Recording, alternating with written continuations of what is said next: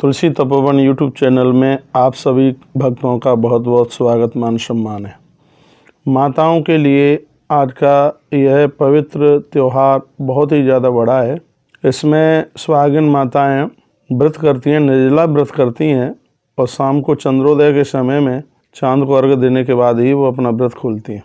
पति की लंबी आयु के लिए, परिवार की लंबी आयु के लिए कार्तिक मास के कृष्ण पक्ष की चतुर्थी में जो है व्रत किया जाता है वो बहुत ही ज़्यादा वंदनीय है। अब के बार तो कई सुयोग बन रहे हैं इस व्रत में। आइए थोड़ा करवा चौथ की जो व्रत कथा है उसको हम सुन लेते हैं। एक समय की बात थी, कोई सेठ था और उसके साथ बेटे थे और उनकी एक बेटी थी। बताते हैं कि उस बेटी का नाम था वीरवती। सातों भाइयों को वो बहुत ही ज़्यादा प्रिय थी, बहुत ही ज़्यादा लाडली थी और भाई उसको बहुत ज़्यादा ही प्रेम करते थे। वीरवती का विवाह बड़े अच्छे ढंग से और अच्छे घर में उसका विवाह हुआ। धनवान लोग थे और बड़े आनंद के साथ रह रही थी। एक बार वह अपने पियर आई थी और उसी समय करवा चौथ का व्रत पड़ गया।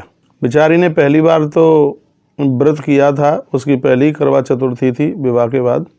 सुबह से उसने ये किया लेकिन भूख को सहन कर नहीं पा रही थी। तो भाइयों ने देखा कि बहन बहुत ज़्यादा भूखी है, तो पेड़ की आट में दिया जला करके और वहीं से उस बहन को ये कह दिया कि चंद्रदेव निकल आए हैं और तुम अर्घ दे करके दीदी कुछ भोजन वगैरह कर लो।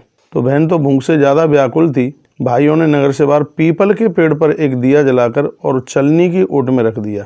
जिसे दूर से देखने पर तो यही लग रहा था कि चंद्रमा निकल करके आ गए हैं। और एक भैया ने बोल भी दिया था कि चंद्रमा बहन निकल आए हैं और तुम अर्घ दे करके भोजन कर लो।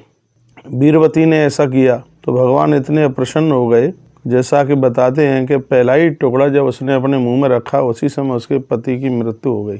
वीरवती बहुत ज़्यादा रो रही थी। उसकी भाभियों ने जब पूरी बात बताई कि ऐसा ऐसा हुआ है, इतना रोने लगी कि स्वयं देवराज इंद्र और माता सची दोनों धरती पर आए और वीरवती को समझाने लगे और कहने लगे, बेटी ऐसी ऐसी त्रुटि हुई है, ऐसी ऐसी गलती हुई है, साल एक लगेगा ज़रूर, लेकिन करवा चतुर्थी के व्रत को तुम ठीक ठाक से करना तो तुम्हें अपना सुहाग वापस मिल जाएगा।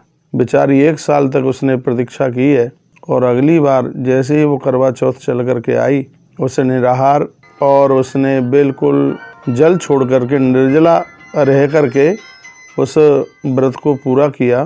तो वर्णन किया गया कि उसका सुहाग वापस उससे मिल गया, उसका पति जीवित हो गया।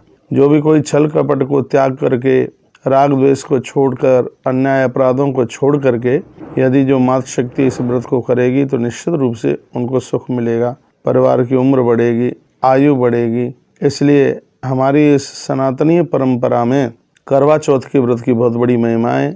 यह व्रत माताएं अपने सुहाग के लिए, पति परिवार की आयु को बढ़ाने के लिए बिल्कुल निर्जला व्रत करती हैं। माताओं का कितना बड़ा समर्पण है। तो मैं संपूर्ण मातृशक्ति को वंदन करता हूँ, प्रणाम करता हूँ आपके इतने बड़े समर्पण के लिए।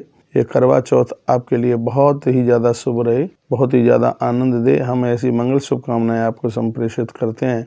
और यदि आप आज पहली बार ही जुड़े हैं तो चैनल को सब्सक्राइब करके बेल आइकन दबाना ना भूलिएगा। वीडियो बढ़िया लगी हो तो इसको आगे भी शेयर कीजिए, वीडियो को लाइक कीजिए, जिससे हमारे धर्म को शक्ति मिले। आप सभी को प्रणाम। इन्हीं शब्दों के साथ मैं अपनी वाणी को विराम लेता हूँ।